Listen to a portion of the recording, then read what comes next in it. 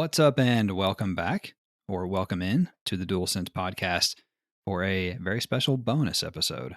I am your host, Jason, and I'm not joined by Travis this time. I'm joined by a very special guest. His name is Carson Kelly, the namesake of Carson Kelly Games, an independent developer. And are you a solo developer as well, Carson? I am, yes, a solo developer indeed. Gotcha. So we have a special episode. Like I said, a bonus episode. We're going to talk with Carson about his studio and his games. Yes, plural, that he has in development, and he has a couple of PlayStation related projects that wanted to talk with him about, and we've been discussing getting him on the show. But of course, our normal episodes are typically our 90-minute or less news blast of PlayStation news, rumors, and more. But this one's going to be a little bit different. But I do want to still invite you to find us on social media, of course, and chat PlayStation with us, or perhaps Carson Kelly Games on this occasion.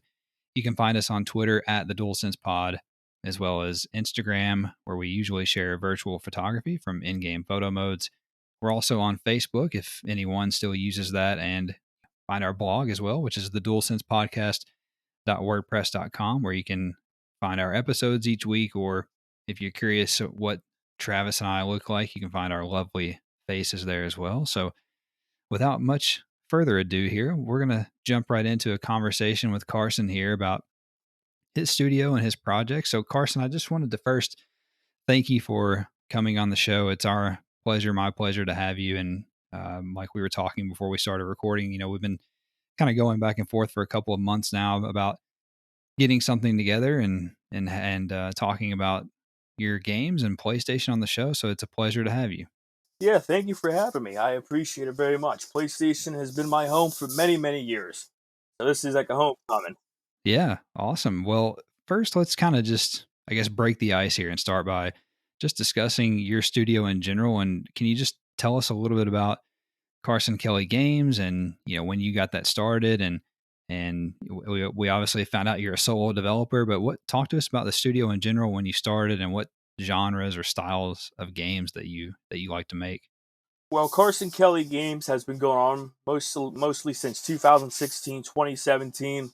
Took it serious probably right before the pandemic hit. Then I was like, okay, I got some projects here I have lined up and I want to pitch them to PlayStation because that's where I grew up playing games. And at the time, I didn't think it was going to happen. Then I got an email and a phone call at a McDonald's parking lot because I was getting a burger that day. And that's where I Awesome. found out I got the approval from PlayStation for a nice line of things at that time. Sweet. I guess how did you get started with that process in particular? Like, obviously you decided that you wanted to make video games, but like, what was it that, I guess, how did you figure out or, discover the first steps to, I guess, having some sort of, partnership or relationship with PlayStation? Is that something that you just Google or like, what I'm saying? How did you figure that out? Google and online forums, but that's also how I learned how to make games is pretty much YouTube videos or going through very old online forums that are in the archives of just people explaining how to and what and how and all this cool stuff on how to make your games. And Yeah. it's definitely a process, the pitch process. It took a little bit, but you also have to have a game well in development during that pitch hmm process as well. and you may not be able to talk about this. So what is that, I guess, what does that relationship look like? Like, are you in terms of consoles, are you only publishing on PlayStation, or can you speak to that at all? I am currently okay. I am working with And if you can, I PlayStation understand. for for PlayStation. I'm going to be releasing on the PS5, hmm PC for Steam, and recently I made public. Well, it's been going on way longer than it's been announced. That I've been working with Google Stadia, their cloud service, which is pretty cool. But like I said, hmm PlayStation is the home. So myself and PlayStation, we'll touch base more on that later. But it's a hmm strong relationship with PlayStation. Gotcha. Okay. Fair enough. I know we're about to talk about your games, but are you developing everything that you're developing exclusively on Unreal Engine 5?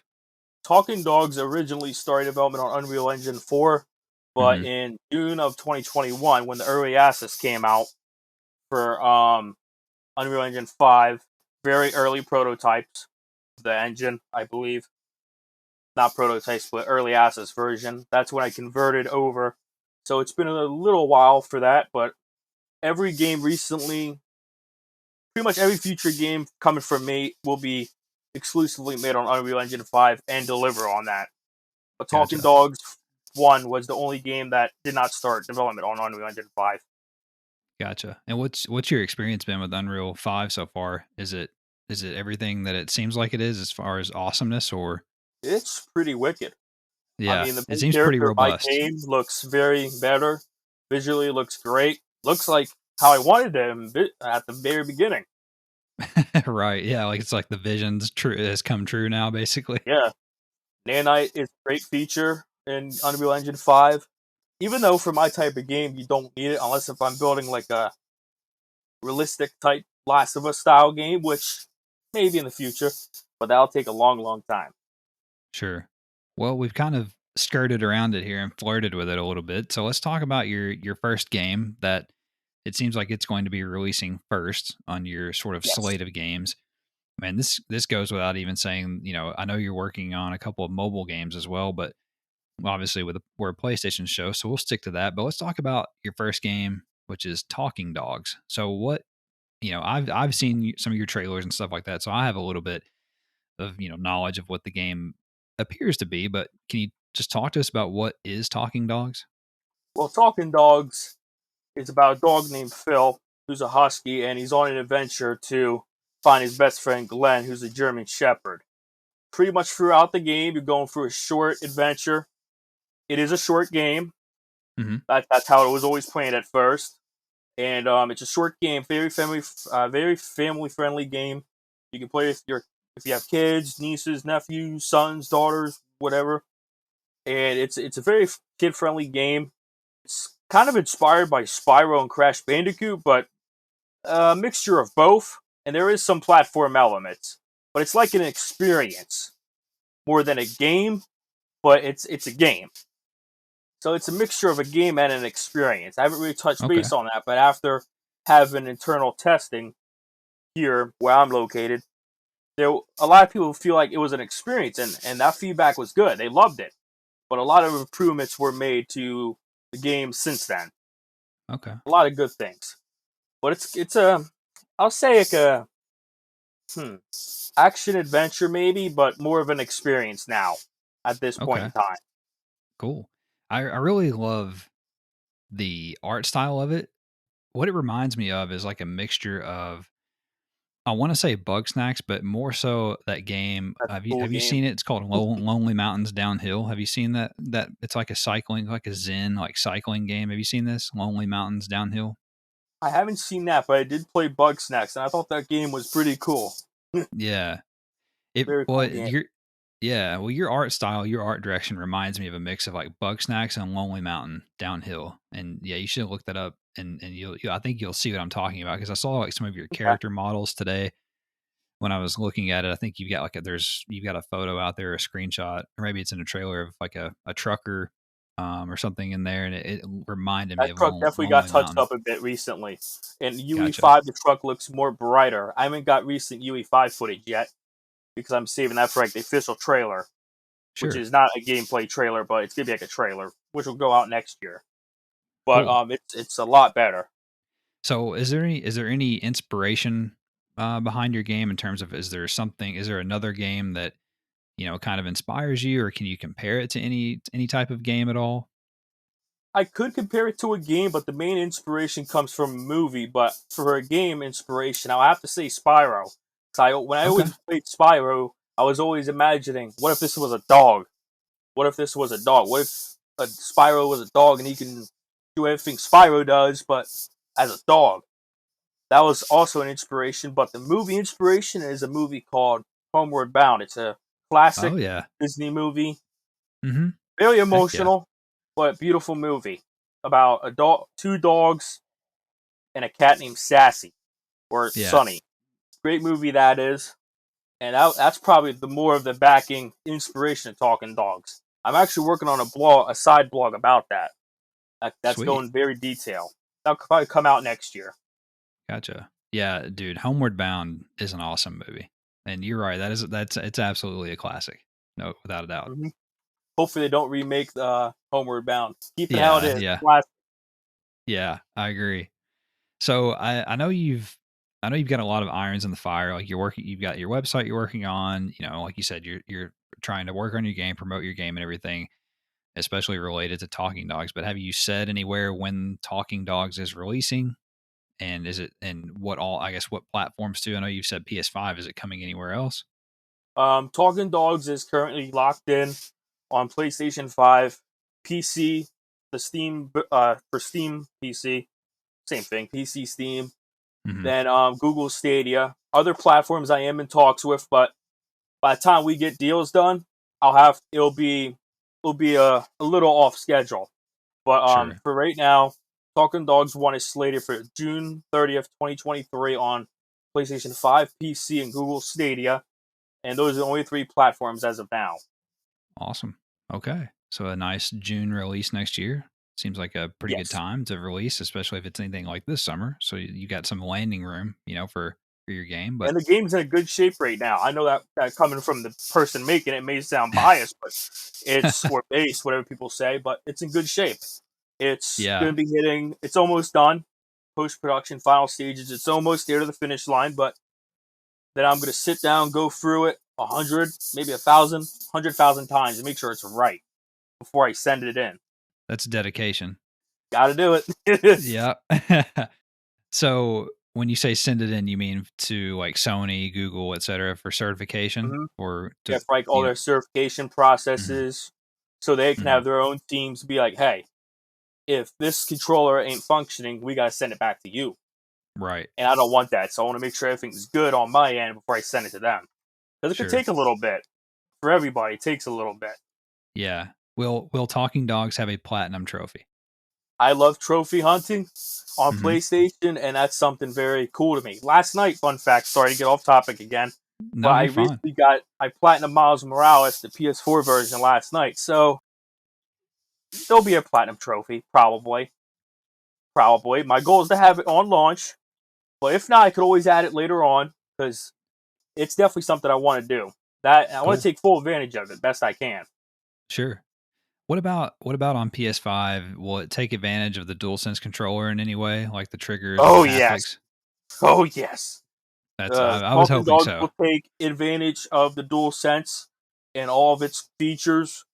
That's something I wanted since day one of the pitch process. It's just amazing controller.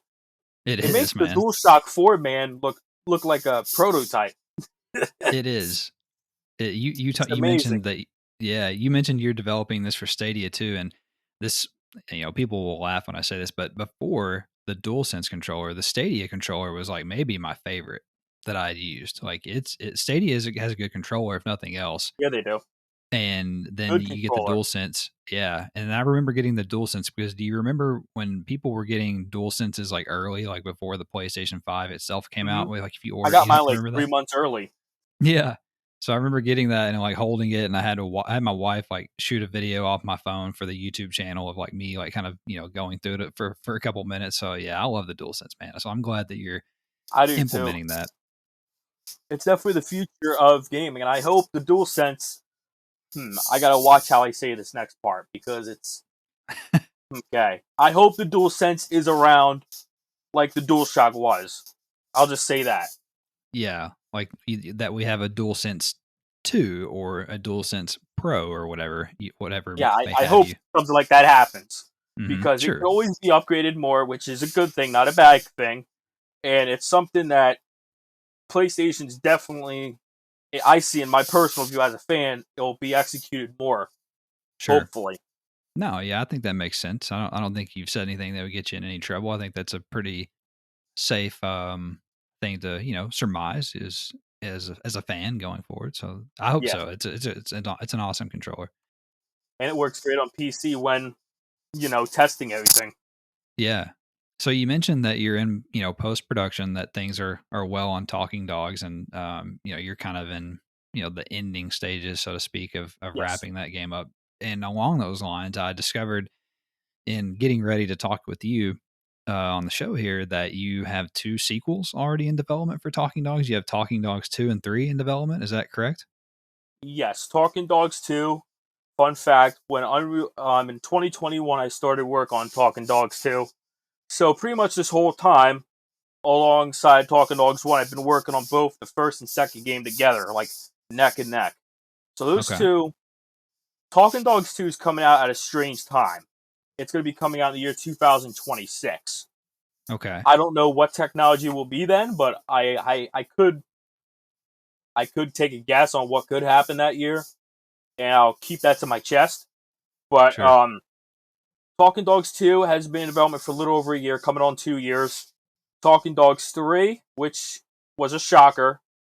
Actually, no one knows this. A lot of people on my camp were like, "Why'd you guys announce this?" And I'm like, "Well, I had to because IMDb leaked it."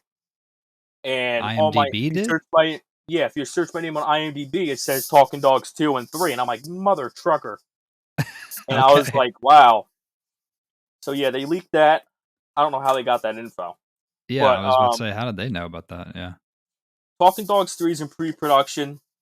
That's many years away. It's going to be Mhm. and that'll be like the conclusion of the Talking Dogs trilogy that's always been planned all along.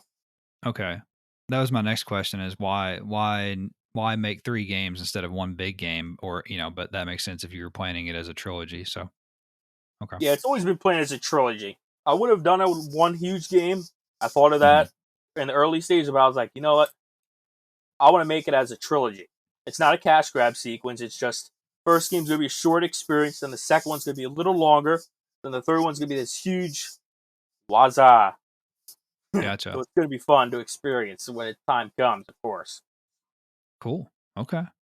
So, let's talk too because I know as I mentioned, you have a lot of things that you're developing. Obviously, Talking Dog 3 Talking Dogs games, like I mentioned, the mobile games, but you're also developing a title for PlayStation VR2, which was very hard for me not to ask you about first because I'm really intrigued by this. But obviously, I wanted to talk to you about Talking Dogs because it seems the most immediate, obviously, of your releases. So Yes.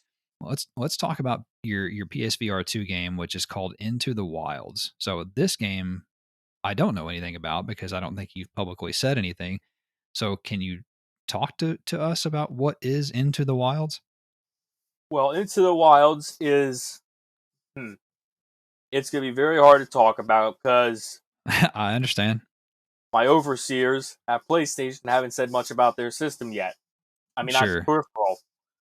Can you tell me like what genre of game? Like is it an action adventure game? Like is it a strategy game? You know what I'm saying? Like can you say that? It's the genre is still being it's I won't say still being decided because it's different, Okay. but I'll probably say adventure because you are going on an adventure. Your Mhm. sidekick is I will confirm here because 'cause I think I already did, but if I didn't, this is an exclusive. Okay. Pretty much, you'll be a sidekick. You're gonna have a sidekick who's a golden retriever, and you're gonna be playing. I believe at you're gonna be playing as a female protagonist in Into the Okay. Wild. I did this decision because I didn't think it would be good for for the VR for the player to play as a dog in VR. Hard to Yeah. explain, but it would be a little difficult. Sure. No, I But get maybe in the that. future I could do something like that. Mhm. Yeah, no, I get But that Into totally. the Wilds is more of an experience. You put on the headset and you're in the world and you experience it. Because this is also Mhm. my first VR game that the public knows I am working on, and I want to make Okay. sure it's a smooth. It could go as a tech demo, but it's really not a tech demo. It's more of an experience. You put on the headset, you hang out with your golden retriever dog, and you're the female protagonist in the game, and you're just going on a little adventure. Very short Okay. experience, but it should be fun. Whenever the time comes for a release date, that'll be time to share. But Okay. it's somewhere around the rainbow. Huh. So, would you describe it sounds like then as something comparable to like the Batman VR experience that was on the original PSVR, like something along those lines, like a short and sweet type of thing? Yeah, very short and sweet, but I never played the Batman VR. Yeah, me either. I just always know that it was kind of like a 2 or 3 hour thing that, you put the headset on, you're Batman for a couple hours. I mean, would you describe your game kind of like that or Yes. gotcha. I'll ask you the same thing about Into the Wilds as I did Talking Dog. So, do you have any type of inspiration for Into the Wilds, or is it kind of playing off of your Talking Dogs? You know, with the pet or with pets. With I guess it is a pet, but are you kind of playing off of that, or is there any other type of inspiration behind it, or as you're developing it? Into the Wilds is pretty much piggybacking off inspiration from Talking Dogs. Because as you now know, the inspiration Hmm. for Talking Dogs had a golden retriever in that movie, Homeward Bound. He was Shadow, Yeah, and yeah, Shadow. sidekick in Into the Wilds is a golden retriever, and pretty much I'm not going to name him Shadow, of course. His name's still being decided actually, but Gotcha. right now he's just called a good boy. Right now he's just called a good boy internally. Can't go wrong with that. Nope, but he's a good boy. He is a boy dog. Yeah. That confirms that. Perfect. So, have you? I know this one is obviously, I guess, much further away, but have you said anything about a release date or release window for Into the Wilds on PSVR2? Sky is blue. I don't know this question. Okay, fair enough. It'll be a little bit down the road. Sure. Well, that's fair. Let me ask you a couple of other questions too that you may or may not be able to answer. You obviously have a PSVR2 dev kit. I know you can't speak about that specifically, but Never heard of it. sure. Can you generally say what your experience developing a game for PSVR2 has been like? Is it something to be excited about? Or can you not comment? If you love horror games, it's gonna be remarkable. Okay, I'm a fair Resident enough. Evil fan, so I can't wait to play whichever Resident Evil got announced for VR. I forget which one. I don't know if it was 7 or 8, but one of them did. Yeah, I know 7 you can play in VR, but I think that they've also said recently they announced you're right. Capcom announced that 8 is going to have a VR Yeah. mode or like a story expansion or something like that. Yeah. Yeah, you're right about that. So, I'll definitely try that in VR whenever it's time. yeah. The one thing that I'm hoping for from PSVR2. And again, as someone who didn't play the first PSVR2, I didn't own that the first headset. It just never really spoke to me. But the second one definitely is. This one. One Mhm. thing that I'm hoping outside of just graphical fidelity in general in games for VR, I'm hoping that we get experiences that are more comparable to like console experiences in terms of like an open world game, like a truly open world game. Like I don't know if that's even possible with PSVR 2. I think it is because I think with Horizon Call of the Mountain, that Mhm. game I think is what you're explaining because Okay. Gorilla and I forget who's also developing with them, but they're also working very hard on that. I know that, and I think Fire that's going to Sprite, be I more think. of yes, Fire Sprite. Mhm. I think that game is going to be the first real console type VR game that a lot of VR fans, even myself, have been dreaming to play. Yeah. It strikes me as a launch title for PSVR 2, honestly. I can definitely Whenever see it happen. mhm. Definitely. What is your reaction to some of the people, and it might even be PlayStation folks or PlayStation developers? What is your reaction? Do you agree or disagree, or can you say that to these people who have said that I just played PSVR 2 or just had a test demo of PSVR 2 and it blew me away? Agree or disagree? No comment. Okay. I tried. All right. Anything else about PSVR 2 before we move on to a more general PlayStation discussion? PSVR2 will be fun whenever it's time. Hopefully, Okay. when this airs, Sony hasn't talked yet. Maybe they Sure. will. I don't know, but they're sneaky. They love to surprise people. They do. I remember when I first learned about the actual headset, I woke up and I was like, wow, the public now knows. Yeah. Wow. Yeah, man. It looks incredible, man. Yeah, I'm very excited. I'm happy they're keeping the sorry to cut you off. I love that they're keeping the color scheme of the DualSense and the PS5 itself. It's Yeah. kind of like that futuristic look, and I love it. Yeah, the thing that I'm most excited about with it is to get my hands on the Sense controllers. Those controllers sound and look awesome, and just the haptics and everything that they're putting into it. Very excited about those. I think those will, be a game changer in a way that, like we talked Oh about, yeah. that the DualSense was for PS5 Hmm. and console gaming. So excited about that.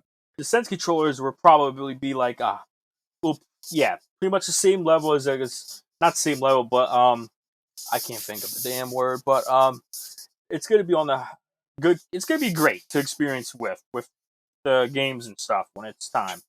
Yeah, yeah, cool. Well, let's move on to kind of just a more general discussion about PlayStation because you're obviously a PlayStation fan. I as well. I mean, Yep. I co-host a PlayStation news podcast, so thought we could just kind of talk PlayStation a little bit as well too. And I know you're from one angle you're looking at things in a different lens. So if I ask you something, that you don't feel like you can necessarily answer that, because you're a developer from that standpoint, then that's fine too. But I just wanted to ask you just kind of generally, what is it like as an indie developer developing games, excuse me, on PlayStation platforms? Is it about what you expected? Is it more difficult than you thought? Is it easier than you thought? Those sorts of things. Just what is it? I guess what has your experience been like doing so? Experience has been great, but it hasn't been easy because nothing is ever easy in this life. Sure. Nothing's ever easy. But I also still can't believe it that this is all real. Yeah, absolutely. I would freak out if I was making a PlayStation game. I still can't process it. The stuff I know now that the public doesn't, I'll just stop. It's nuts. Sure. It's amazing, honestly. Good. Awesome. Well, I asked that because, you hear, I'm sure you've seen stories and read stories I too, did. yeah, about, Mhm. there are indie developers, small developers who talk about how, difficult it can be to develop and to work with PlayStation and how it takes, X amount of time to hear back from their account manager, account, whatever person. I'm sure you have someone you contact, interact with, interface with at PlayStation too. But, we were hearing those stories for several months, especially at the end of last year. So I was just curious. But to be fair too, it seems like from the outside that PlayStation has made great strides in that regards. It seems like they're heading in a direction where they're trying to make things better for smaller developers, solo developers like yourself, et cetera. So I was just curious, just generally how it's been for you. But also wanted to ask you too. You're a PlayStation gamer. You obviously, I'm sure, shop on the Yeah. PlayStation Store and buy games. Mhm. You see how much stuff comes out every week. A lot of it, in my opinion, is not worthwhile. But then there are other times where I download something and it's a small title and it blows me away. Like just Yeah. this year, I downloaded a game called Devastator and it's a twin stick shooter, like a geometric twin stick shooter. It's awesome. Not many I of got the those plat. around anymore, but I'm happy that's like a genre that's coming back slowly. Yeah, it was awesome. I loved it. I watched a trailer for it. I was like, "This is my shit," and I downloaded it. It was like a $7 game. I got the platinum for it in like 4 or 5 hours. I'm not saying that's why I did it, but I loved it. So Yeah. anyway, my question is that how do you how do you plan to kind of just get through all the noise on PlayStation Store? How do do you have any thoughts on how you can maybe try to break through that, and just kind of to get like when you launch Talking Dogs, for instance, do you have any plans or thoughts or ideas on how to, kind of, I guess, put your best foot forward and try to break through all that competition out there? I could answer this honestly, but I can't because some things are not set in stone. Hmm. But I am planning a nice marketing campaign push for Talking Dogs, which I have to because it is the first game and it's pretty much the start of a slate of games to come for a while. Hmm. But I also want to touch base on the previous section you were going over. PlayStation, they treat indie developers really good. They treat me good. We're in a great business relationship, and hopefully someday, and over the rainbow, many years from now, I could join them under that umbrella of theirs. I know some Sure. people thought recently I was being acquired. I'm like, no, not me. I'm still climbing up that ladder. It'll take a long time. So along those lines, then, because I forgot to mention this when we were talking about Talking Dogs, but we're just kind of, we're all kind of talking about it. We're talking about it all at this point, but Hmm. So if I remember correctly, you are able. You're Talking Dogs is what I'm trying to say. Talking Dogs is able to be wish listed on the PlayStation Store. Is that correct? Yes, that's what I kind of meant to say, but I just forgot the word, so I spun out of it. But Hmm. yes, you can wish list it on the PlayStation 5 Hmm. store or the mobile app, or just to go to the web and just type PlayStation Store and stuff like that. Hmm. And when you follow and wish list it, you'll automatically get updates. I often update the page with new screenshots or quick news beats, like here's a new still of Phil, check them out and Yeah. stuff like that. And that's also good too. Not many Yeah. developers nowadays do that, but us smaller guys, we have to. We gotta do everything we can, and that helps a lot.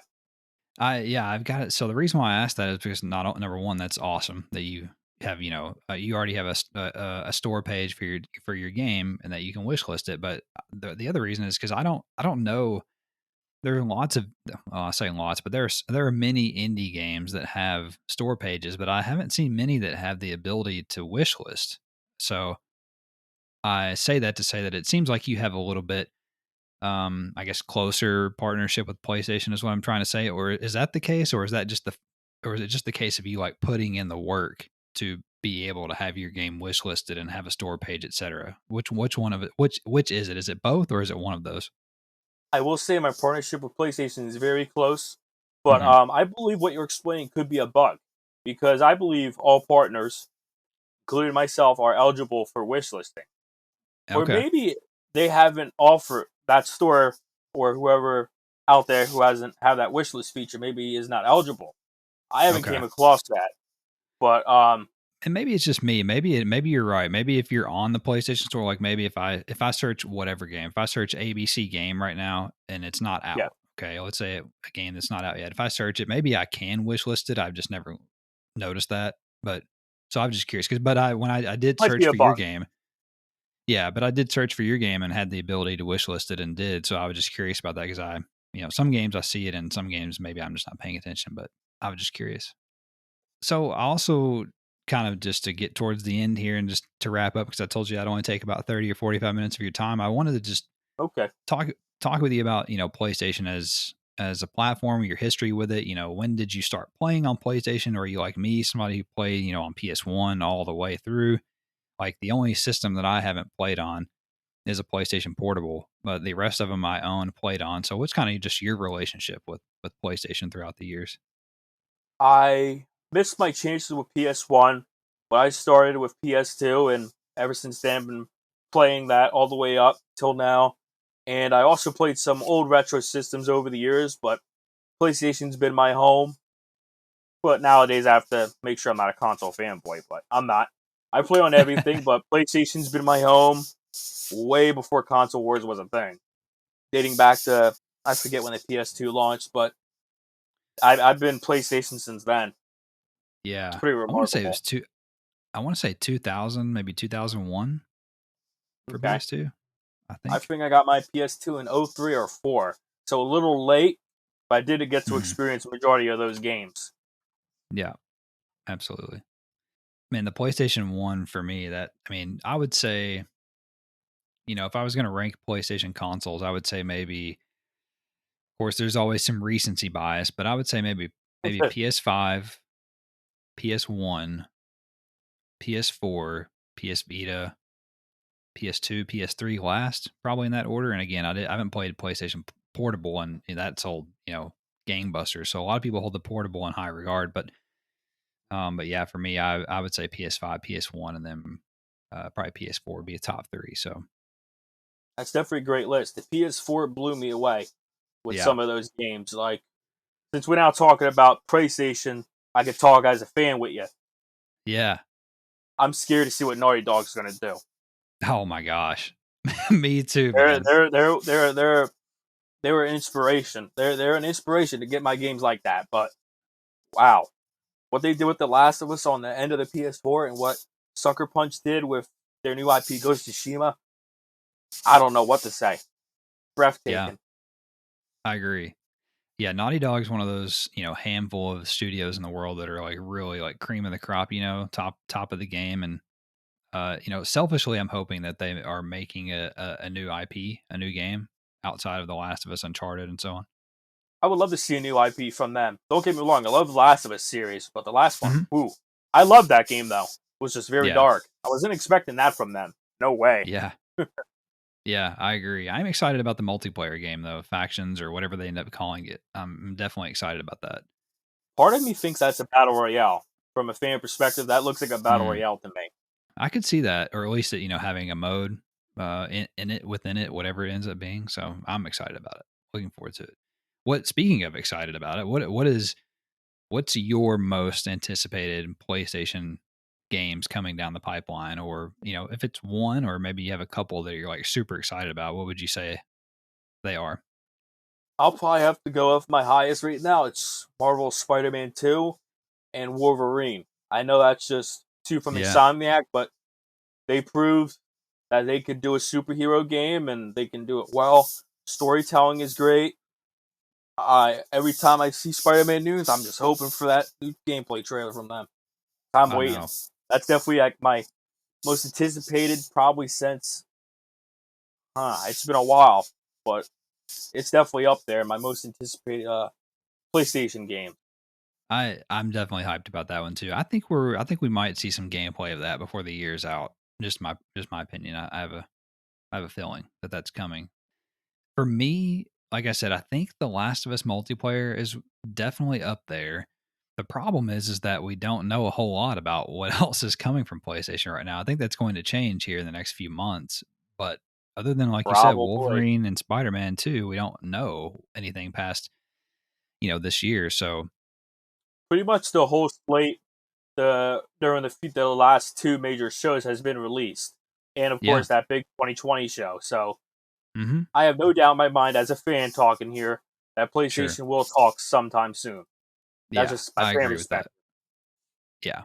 I agree with that. But so just selfishly, I'm hoping because if you keep up with it, I'm sure that you do. That Gorilla has that second team that is led by the guy who was the game director on Rainbow If Six you're going to Siege. talk about SOCOM, I hope it is. Man, yes, I'm.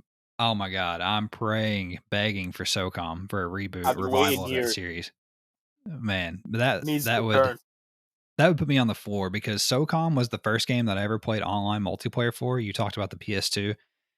Mhm. That was the first game I ever played online, and that I just have a lot of like a lot of people like you, like me, I have a lot of love in my heart for the SOCOM series. And I think that I think if they revive that and they said, yeah, Gorilla, whatever, Gorilla is making it. Here's a trailer. The dude from Siege is the game director, and it's SOCOM. I think people would fucking die. Like if they brought back SOCOM, I And think it would break the internet for about a day or two, honestly. So and I kind of hope it becomes the new competitor, because in the last 24 hours we're hearing how on the Call of Duty IP it's in a pickle right mm, now due to its it may go exclusive to Xbox. And mhm. honestly, as a fan, SOCOM comes back, it could be a competitor. It Yeah, really can. I I agree. I know myself will play it a lot. It's been Yeah, too damn long. absolutely, 100%. Well, I appreciate you coming on the show, man, and I wanted to, thank you again for joining me and for talking about your games, your studio, and just talking PlayStation with me. And I've enjoyed it, and I've enjoyed learning some more about your games and everything you're working on. And I've enjoyed trying to pry some PSVR2 information out of you, and you handled it well. You handled it very well. So I In definitely the appreciate future, you we'll coming on the talk show. again about the PSVR 2 in a more when it's time, when they talk. Sure. Yeah, absolutely. I would love to do that. So I wanted to give you the floor here a little bit on the way out the door, just to let people know how they can find you, how they can follow the progress of your games, and et cetera. So the floor is kind of yours here to spread the news. Well, you anybody could follow me on Facebook, Twitter, Instagram, YouTube at Carson Kelly Games, or if you don't have a social network, you can go to www.carsonkellygames.com. You can check out our blog, well, my blog, learn a bit about the games, learn about the past. Echo, stop. Goddamn Amazon robot, cut me off. But Dude, they'll do that. but you can check out everything on my website, carsonkellygames.com. learn everything about myself and Carson Kelly games and what's in the pipeline because I have a lot, but it's a PlayStation podcast, so we'll keep it where it is. Be patient. God of War is coming. I forgot to talk about that. Yeah, true, true. That's a good game coming. But I appreciate the Dual Sense podcast having me on. I love the name, by the way, of the name Thank you. the podcast. Fits well. Maybe there'll be a Sense podcast someday. Maybe. Well, again, Carson, thank you, man. I appreciate it. I hope you enjoyed it, and we'll have to do it again down the road, especially if you get the reins taken off on the PSVR2 front. Would love to talk with you more about that. So, again, thank you for coming on the show. And if you guys enjoyed it, you enjoyed hearing about Carson and his games, then definitely hit him up on his feeds and website that he just mentioned. And if you enjoyed our show in general, then don't forget again to follow us, subscribe on your podcast service or YouTube to get a new episode delivered every Monday of our usual news episodes. This one is a special bonus episode that will be released at a point TBD in the future. So we'll figure that out. But yeah, again, don't forget to find us on social media. We're on Twitter at the DualSense Pod, also on Instagram, Facebook, and we have a blog, which is the DualSense Podcast.wordpress.com. Also, before I go here, just wanted to ask for your kindness in it, giving us a rating or a review. If you can leave us, stars, hearts, a comment, thumbs up, a like, whatever it is on your app or service, that is much appreciated and helps us fight the nasty algorithm. But we'll get out of here now. Thank you for joining us for this special bonus episode. Take care, and we'll talk at you next time. Bye bye.